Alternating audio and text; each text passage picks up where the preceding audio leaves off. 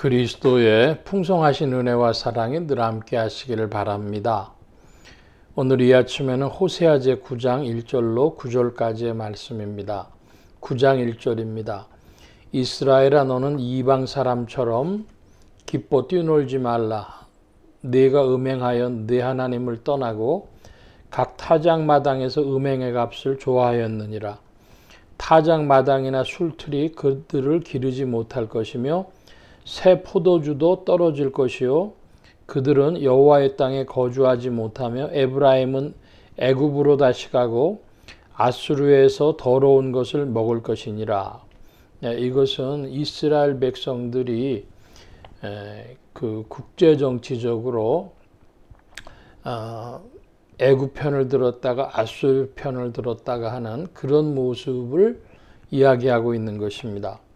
4절입니다. 그들은 여호와께 포도주를 부어 드리지 못하며 여호와께서 기뻐하시는 바도 되지 못할 것이라. 그들의 재물은 애곡하는 자의 떡과 같아서 그것을 먹는 자는 더러워지나니 그들의 떡은 자기의 먹기에만 소용될 뿐이라 여호와의 집에서 드릴 것이 아님이니라. 하나님 앞에 제사 드릴 때에 그 재물들은 사람이 먹을 수 있는 식물입니다. 뭐 소든 양이든 무슨 염소든 그런 고기 종류라든지 혹은 밀이라든지 이렇게 해서 사람들이 먹을 수 있는 것으로 드리죠.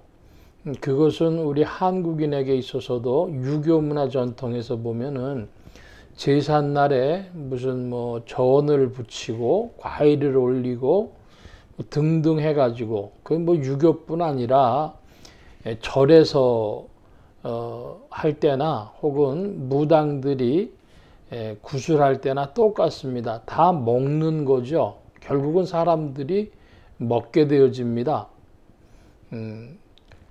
그래서 그 이스라엘의 구약에서의 제사도 제물이 똑같은 것이죠.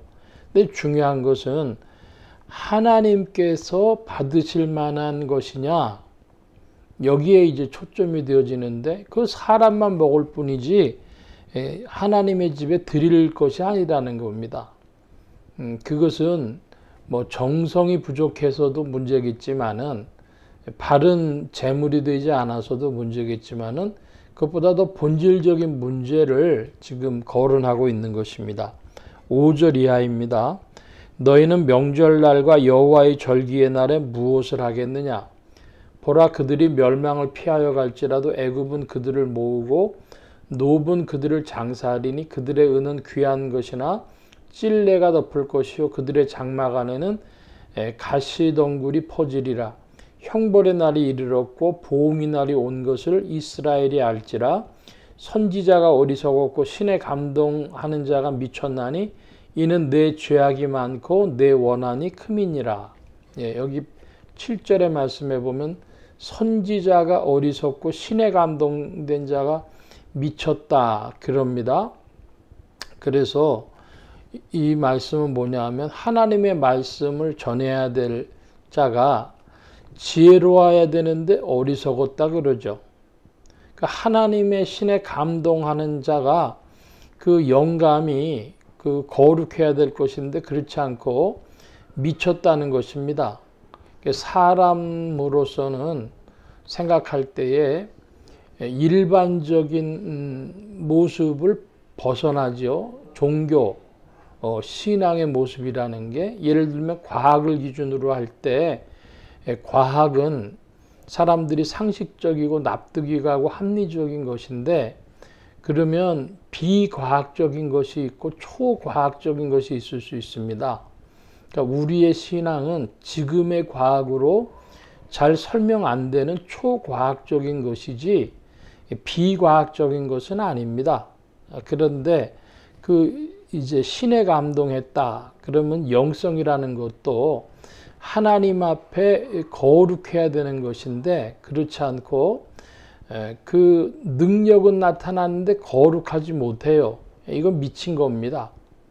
그러니까 선지자는 그 인격을 들어서 하나님이 사용하시는 것인데 그 지혜 없이 어리석은 자기 속에 있는 감동들을 표현하고 그래서 이제 형벌의 날, 보응의 날을 예비하는 도구들이 된 것입니다.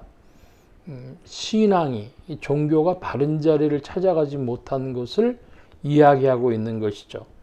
8절 이하입니다. 에브라임은 나의 하나님과 함께한 파수꾼이며 선지자는 모든 길에 친 새 잡는 자의 금을 갖고 그의 하나님의 전에는 원한이 있도다. 그들은 기브와의 시대와 같이 심히 부패한지라 여호와께서 그 악을 기억하시고 그 죄를 벌하시리라. 자, 이제 재물의 얘기로 돌아갑니다.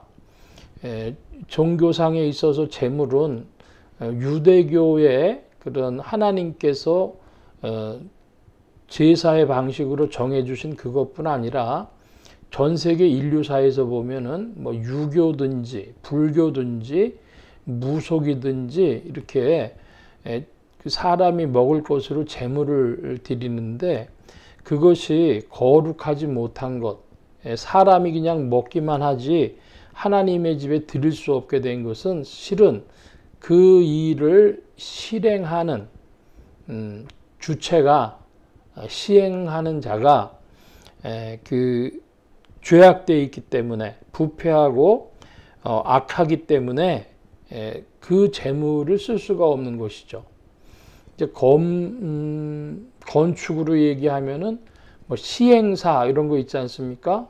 그러니까 시행하는 그 사람이 하나님의 법은 맞는데 시행하는 그 사람이 부패하고 악합니다. 그러니까 하나님의 집에서 쓸 수 있는 재물이 안 되는 것이죠.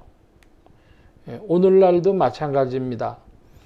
교회 와서 무슨 예배 시간에 예배 드린다고 해가지고 그게 다 받아들여지느냐? 예배를 시행하는 그 사람이 하나님의 법을 따라서 살아갔느냐가 중요한 것이죠. 예배 드리는 그 목적, 또 예배 드리는 적법 절차가 하나님의 뜻에 부합하도록 살아가는 인생 되어야 되는데 그렇지 못할 때 그 예배가 받으실 수 있냐는 것입니다. 외형만 그럴듯해 가지고는.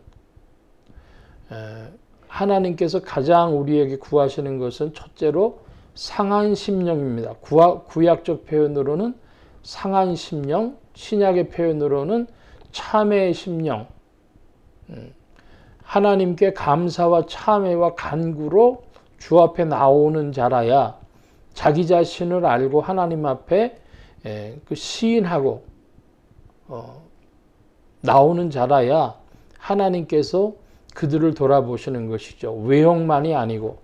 그래서 하나님의 뜻에 바르게 살았다면 기쁨과 감사함으로 떳떳함으로 주 앞에 나오는 것이요.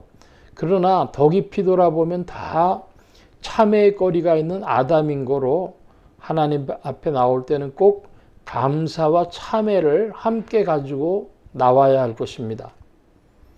그래서 하나님이 받으실 수 있는 예배를 드리는, 제사를 드리는 그러한 이들 하나님 앞에서 악과 부패가 형벌의 날이 되고 보응의 날이 되는 것이 아니라 하나님 앞에서 긍휼을 입는 그런 인생들 되어줘야 하겠습니다. 기도합니다. 만복의 근원 되신 하나님 함께해 주셔서 우리의 인생이 종교의 외양만을 담는 것이 아니요 그리스도 예수 안에서 복음의 빛을 받아 참회와 감사의 심령으로 주님의 보혈의 권능 안에 들어가게 하시고 또한 그 은혜를 힘입음에 성령께서 빛을 비춰주실 때에 순종하고 충성함으로 주님 앞에 상달되어지는 예배생활, 신앙생활이 되어지도록 지도하시고 인도하여 주옵소서. 함께 하신 구하며 더욱 이끄심 의지하올 때 예수 그리스도의 이름으로 기도하옵나이다. 아멘.